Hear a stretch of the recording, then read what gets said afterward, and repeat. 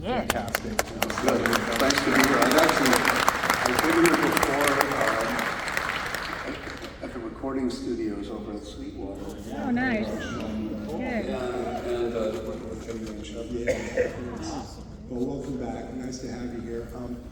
I got a gazillion questions. We'll keep it to one. That's okay. Me too. The degree of creativity that was going on with the heads at this time is absolutely palpable. It just, just oozing out of you guys. And I was just curious if you were floating any of the stuff across the bow of the heads as a whole that ended up on the Red and the Black, your solo record. No, I think that when we went off to make our solo records, I think we were all influenced by what we had been doing. I mean, I was definitely, when I did the Red and the Black, I took aspects of how we did the Remain in Light recording process, and the layering of instruments was instrumental in how I made that record. I was interested in also like taking the idea of these sort of interwoven parts, but also using different time signatures and what would that feel like. But I never presented that. But I have to say something interesting about this is that I discovered this other film of ours that I have from the US Festival in 1982. And it has me singing the song Slink in it. So there's a song from the Red and Black on that, and hopefully in the next couple of years that will be available for everybody to see.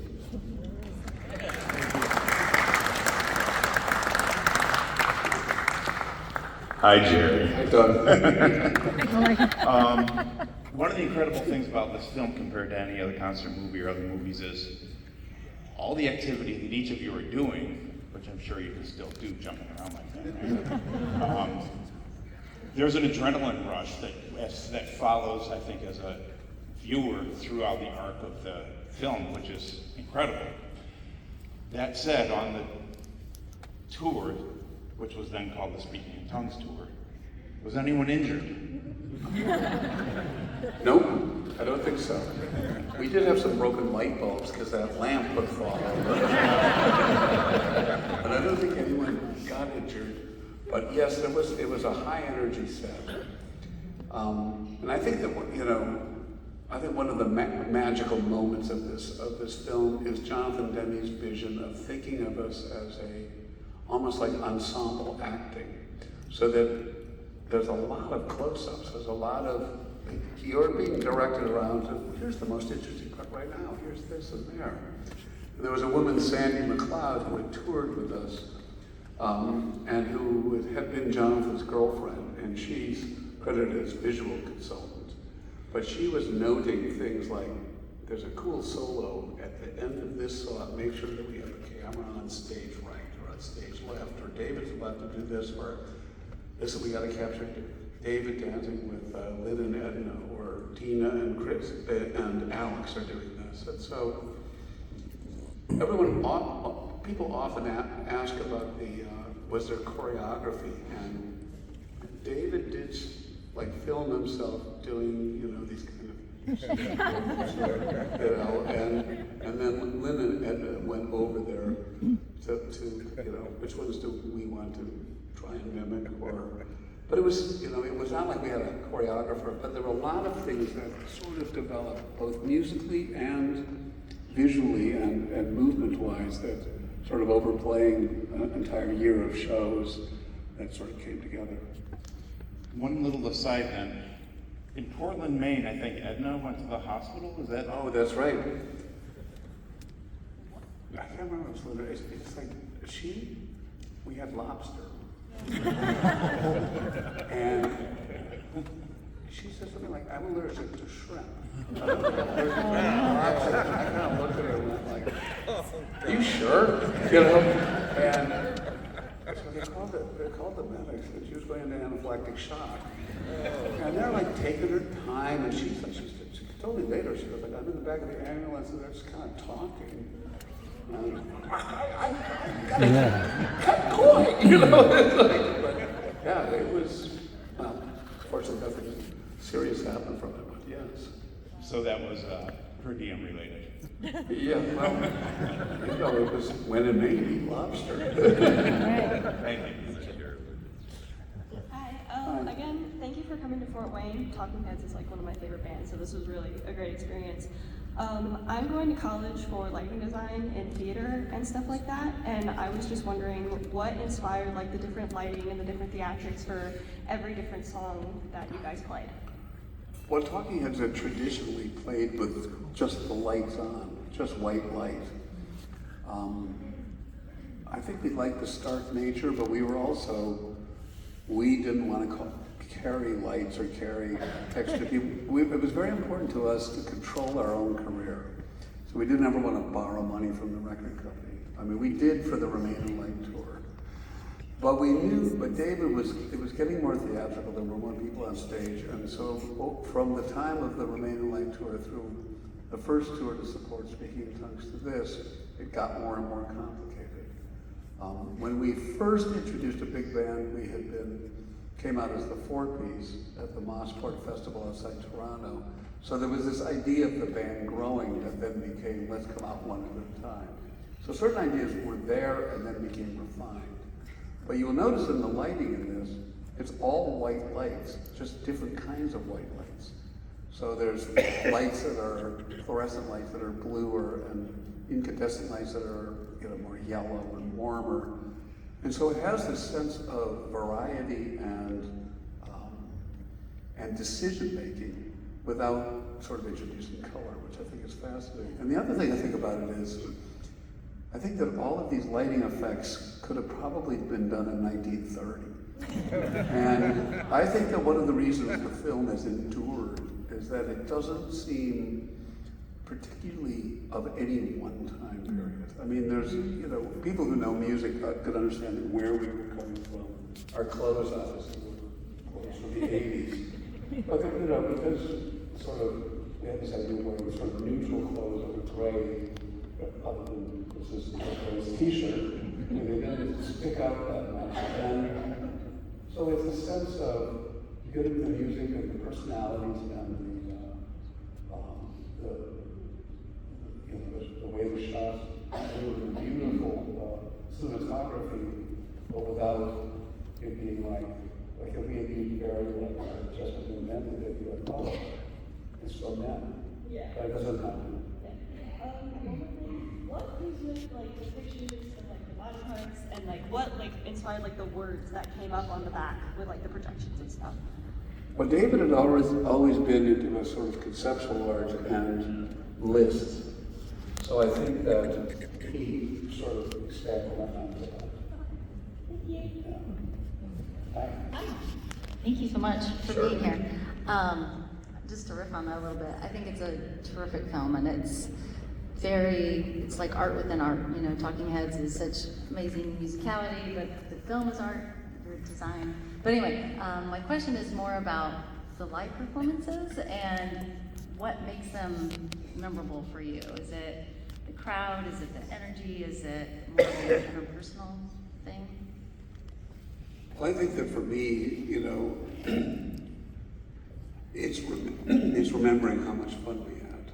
I mean, this is the last tour we ever did. So it was, it has this sort of, we were going along at like 100 miles an hour and then we stopped, and so it has this, watching this again, I think for all of us, and watching it with extra clarity and extra, it has this, it really brings back all these memories of all of those tours were like and what we were doing at that time. So, it's sort of a real blast of your memories. It's very good. Thank you. Thank you. Hi, Jerry. My name is Chris. Obviously, we all know that you guys were superstars and you had that kind of importance to the world. But as an individual, as a part of that band, do you understand? Do you have like some kind of like an internal like feel for how important you were to us? Yeah. Because you were the background of the best times of our lives. Yep. You guys were there. And it's like right here. Like we love you guys. But do you understand? How does that feel? That feels great. and well, I think there's many wonderful things about Talking Heads, but like I always felt with Talking Heads, this is an extension of the story. But one of the first Beatle tour we went on was in 1977, sort of 3/4 of the way of making Talking Heads 77. We went to Europe to open for the Ramones. And our audiences there had read about the New York punk scene, but it's like they might have heard a little bit, but they didn't know that much. So they were open to something as different as the Talking Heads and the Ramones. And we would finish our set and usually walk to the back of the auditorium. And whoever had come to see Talking Heads would come running back, and we'd go out on the time with them. And it always felt like Talking Heads guys are cool. There's a sort like us. They're the same culture. They're fun to go out with. They're not threatening. We had times where David, like the people that were, we had about 10 people at UCLA, these kind of football players were kind of pushing the people in the car. He goes, hey, stop. And they go, yeah, well, they'll smash your equipment. And they all walked away. Naturally, nothing happened. There was a sense of respect that went back and forth between our audience and ourselves. And to this day, it's like when people come up and say hello, they're always like polite and they're always nice people. Well, my follow-up is this. On the other point, what's your favorite Talking Heads song? I don't have one. But I have to say that one of them is The Great Curve. And I've been playing that with Adrian Ballou when I've been touring around. We played that in 1980, but never again. And so it's so much fun to be able to do that song again, because the contrapuntal vocals and his guitar solos are just so amazing. Thank you.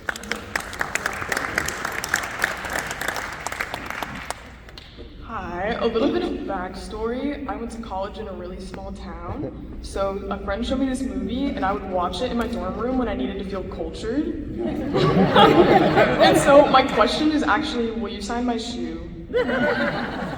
After the show, I will sign the Okay. shoe. Okay.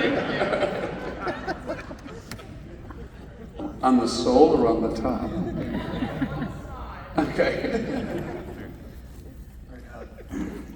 Hi, Wolford right now, but I'm also a fan of the band that you did before joining Talking Heads, which is On Lovers.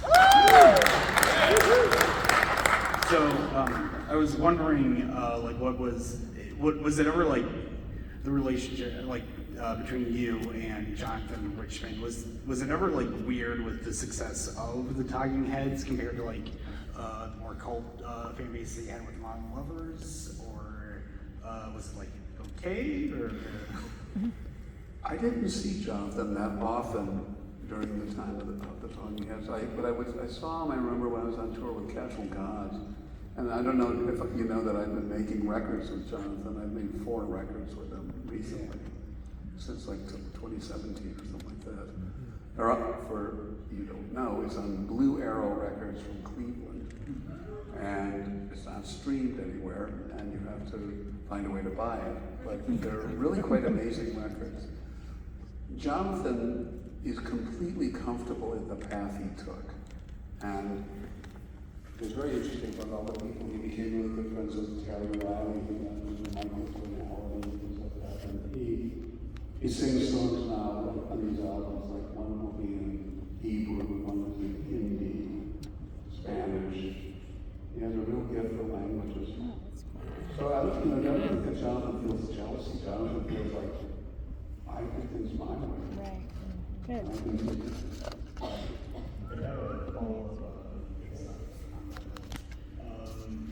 does Jonathan like is there any kind of sorry, I'm a with is there like, has Jonathan and like David or the other members of the Talking Heads, do they have like any kind of like weird thing going on? Or are they like friends or what's? So are you asking about members of Talking Heads and Jonathan, or are you talking about within? Yeah, the yeah. group? Is there like is there any kind of like friction between them, or are they like friends, or?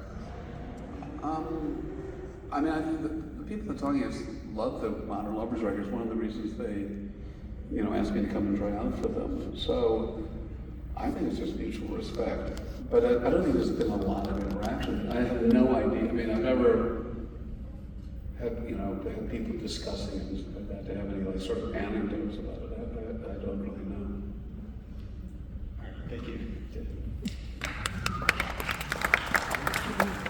Hey, I'm sorry. Once again, thank you for coming to Fort Wayne. When I went to college, you were the band that I loved. I play you on the jukebox every time I go out now, years later, and I'm not gonna mention time, but when I go to my favorite establishment, we're throwing it in and everybody's saying, who's the DJ picking these solid tunes? So I love that, so I just want to give you props. And what I liked in the movie, that smooth transition, you got that little funk going, and then you do the Tom Tom Club. I love the Tom Tom Club, what they did. I loved everything Talking Heads, so I just love that kind of like I don't want to characterize your music the way you want it, but from my vantage point, I'd watched MTV, and they kind of said, hey, Talking Heads kind of like the new wave stuff, but you had that funk sound that I loved. So that's all I want to say, but you guys are brilliant. Thank you. Thank you very much. It's an honor to be able to ask you questions in general. It's also one of my favorite things I think I'll ever be able to say to another Talking Heads fan is that I was in a room watching the film with a member of the Talking Heads. I have to ask you a question though. Can you talk about the first time you met Mr. Bernie Worrell? Like, is there any way you can talk about just the actual literal handshake first time? Yeah, I'm not sure I remember clearly, but I do know. I mean, there was a musician named Busta Jones, and Busta Jones was a musician who had been playing with Chris Petty and various people, and was a bass player and written some disco songs. And he was managed by Gary Kurfürst, who managed Talking Heads at one point. And so I started hanging around with Busta, and it was he that introduced me to Bernie. And so when we were just wrapping up Remain in Light, we had these two shows, one up at this festival called Heatwave that I mentioned before, and then in Central Park, where we were going to be paid, I don't know, twice as much as we normally got paid. And we said, let's try and play this music we just did. And we were like in this rush. So David left for California with Dave Jordan and did some mixes, and I stayed with Eno in New York. And meanwhile, David and I sort of said, well, we're going to need another keyboard player, we're going to need backgrounds, we're going to need percussion, we're going to need another guitar player. And I said, okay, I've been hanging out with you. So I called up Adrian, I called up Bernie, I called up Busta, I even needed another bass player. I called up Busta, I then called up Dolette. I came back and I go, we have the best band in the world. This was in one afternoon. It's palpable. You see it, it's interactions in the movie. It's like y'all are the two guys that are on your own island somehow, and like it's incredibly beautiful to watch. Well, we became very, very close, Bernie and me. And it shows, yeah. his wife always goes, she'd had lots of issues with George Clinton and how much credit that Bernie had gotten, as well as how much he'd gotten paid. And I called up Bernie, and he goes, well, you have to talk to Judy. And I said, Judy, well, nice to meet you. We want to do 2 shows, it's going to be 2 weeks. And this is how much I can pay Bernie for 2 weeks, 2 shows and the rehearsals. She goes, Jared, that was the simplest negotiation I've ever had, and exactly what you said happened. So we started ourselves on the right foot. Then we found out that Judy and I are just 1 day apart in our birthdays. And they were very into astrology, so that was a good sign too. Thank you so much. Hi. Hi. Thank you so much for being here. I really don't have a question, I'm just here to gush. Like so many people here, your music has just meant so much to me over the years. I saw this show at the New York Dates when the movie came out. I was living in New York, and my girlfriends and I, we would go to the Paris Theater on 57th Street when it had a well in the front, and we would just dance and dance and dance. And anyway, your music is just so encouraging. Even while it was questioning all these things, it was still very joyful, and all the joy is there. And the other thing I just wanted to say is, I forget sometimes you guys have this reputation for all your ideas and all your staging, and oh my God, like the sound mix on this, you're incredible musicians. It's the best club band ever. It's like,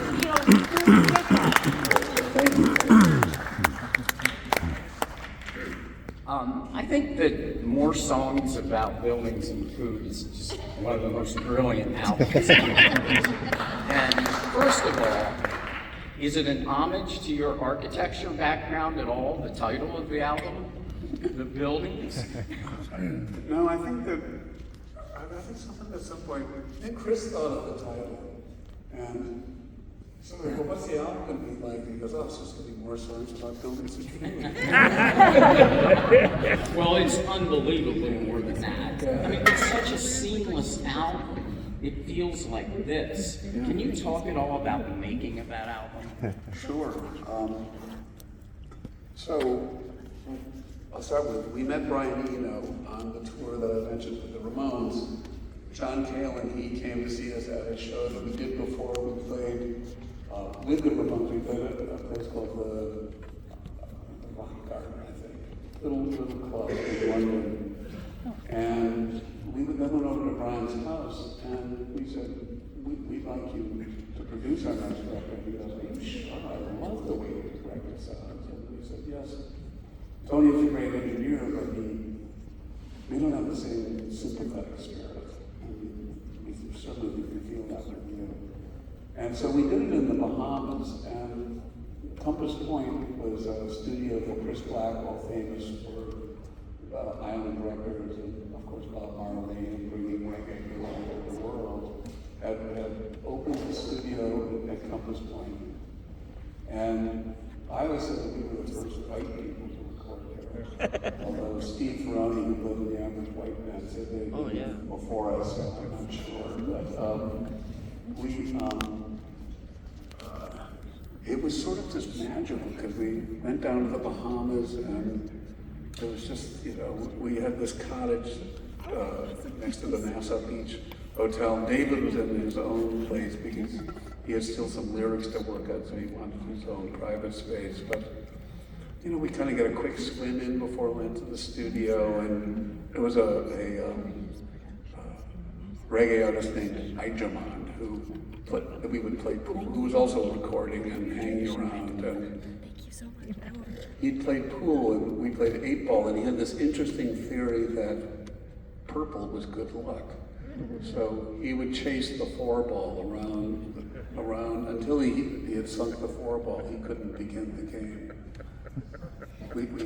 We didn't do things like block the 4-ball and stuff like that. But it was really, really fun. And Rhett Davies was the engineer. And my recollection of this, it just flowed and went so smoothly. More than almost any other record, it was the easiest record to make. And also was where Brian introduced us to the idea that the studio was an extension of your instruments. There was this sort of feeling, you look back at the Beatles sessions, these books that they made about it, and you see the E-line engineers in white coats. And it was a little bit like the lab rats or the musicians out there, and there's this room behind you, which is where the technical things go on, and there's an interface like a talkback button, but that's about it. And the control rooms back then, sometimes it was like hard to get in there and get into a position to be able to hear very well. It's all kind of changed now. People now have large control rooms because people will do the recording within the room that they're working. But we also had to have a lot of trust in Brian because it was an analog tape, so it was not like there were an infinite number of tracks. So you'd play something, and Brian sometimes would put an effect on it as it went to tape. So you'd come in and go, well, that's not what I played, but I like it. And there were other bands that worked with Brian, and they hated this, because they were very, very attached to what they had composed, understandably. But we, I guess we bought into, like, this is just about experimentation, and let's go for it. This was also a theme that we did. We always would create sort of a new dynamic of recording, album by album, because we thought that it would help make each record have an individual stamp. For instance, Fear of Music, we said, well, as much fun as it was at Compass Point, there's something, when we played our rehearsal loft, we played here so much, it just feels so natural.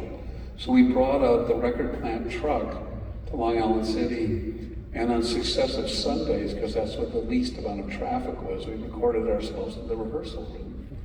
And then, of course, we went to a studio to do overdubs, but then that had a feel to it. And then in Remain in Light, we went and we said, let's just not write any songs, we'll just do it all in the studio. So I think that's why our records really have an individual sound to them. I think the only ones that are comparable at all are Little Creatures and True Stories, because Little Creatures were the sort of the outtakes of what was that fit the movie for True Stories. Although actually I think it's a better album. So the outtakes were better in my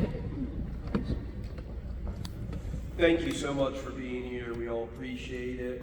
One question, can you tell us the funniest story that you had when being on tour? The one that always makes you and the other folks laugh that you were on tour with.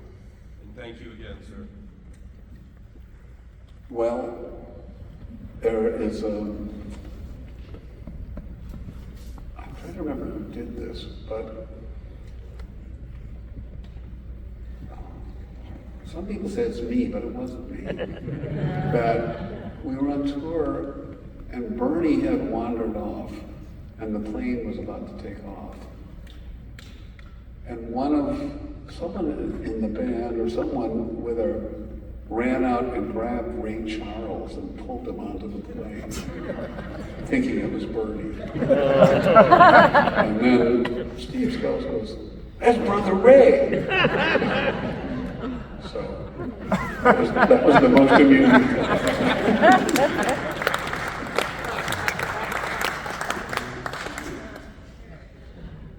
First off, I just want to say thank you so much. This is literally like the best band, best concert to film I've ever seen in my whole life. Totally changed my perspective and viewpoint on music. I'm just curious, when A24 really did the Stop Making Sense movie and stuff, there was a cover album that had came out. Do you know anything about that, or did you have any participation in the cover album, or like did you like get to pick who did certain songs or anything like that? No, we sort of deliberately let A24 make those decisions, although we're really happy with it. We love the versions, we like the bands that were chosen, and it's interesting, some of them you like because they're so different than our version, and others you like because they did such a good job of sort of mimicking or of really understanding what we're doing. You like them for different reasons. I'm kind of a little bit partial to the Linda Lindas just because I really think they're a wonderful band, and their version of Found a Job is sort of so joyful and happy. But yeah, there's also not on that record, but there's a version of Heaven by Simply Red that is incredible, and they changed it to 3/4 times from 4/4 times, which is so a dramatic thing to do. But it's really, of course, Mick has such an amazing voice, so that's another thing. So I think we have time for a couple more questions, and then we'll wrap it up. You got me with that one. I guess one more then. I'll go fast, I'm sorry. No? I was just wondering how many rehearsals y'all did with Bernie pre-Stop Making Sense, and then the other one was, were Alex and Bernie really into the concept of Stop Making Sense, or were they more there for the musical aspect, I wondered? Well, you have to understand that we did 3 tours with a big band. So we did the first tour, and Bernie was in all 3 bands, all 3 tours. Alex was in 2. And so they were along for the ride, and it was this obviously changing thing. Obviously Adrian Belew was a big sound, and part of what the 1980s sound was. And then the sound in 82, 83 was one thing, and then this kind of more refined version of that band with For Stop Making Sense. I'm not sure what they felt about the visuals, but I think that, music obviously came first to them. But I think that they liked being part of something that was so changing and so creative, but also, I worked very hard as the person who put the band together. I always try to keep everybody happy on tour, and I'd sort of research like, let's go out here afterwards and do stuff like that. Which I think they really appreciated, because we were a big group, and it's also, it was important to keep, a good friction to develop in big groups of people. But we did a tour, the one that was in between, the Tom Tom Club opened for us, and Tyrone Downey, who was the keyboard player in Bob Marley's band, played with the Tom Tom Club, and he really did not get along very well with the African Americans in our band, and he came on the bus with this big boom box, which was just like everyone would listen to it loud, thing, and so that was an example of how it could not go right. But this band, there was like love between each other and respect, and I think that we Talking Heads, I think that one of the things, this idea that we played with the lights all on, and the idea, David was obviously the singer in a certain way, a leader, but he wasn't put up on a pedestal of being the star. There was other bands where everyone was obviously in the background, and that's what we were like that. But we wanted everybody to have a moment in the show to shine. Jonathan Demme wanted to make sure that everybody got their moment in the sun, so to speak.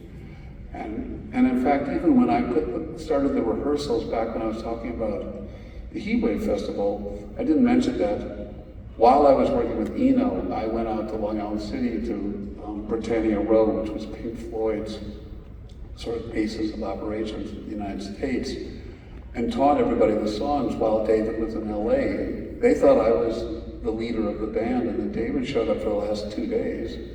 Well, who's this? And then we went off to Toronto. And so there were points where I sort of gave the members who were joining the band the more fun parts to play, because I wanted them to have a good time. And it was like, I was okay with playing, for 5 minutes, because I took joy in the way the whole thing sounded. So I think that's a good place to finish here. Joy and the fact that you've all been really great. I'd like to be back here in Fort Wayne. I'm really, really happy that we got the new version to play. That was a close call. The director is going to go out to all future theaters to check this. So, thank you for coming.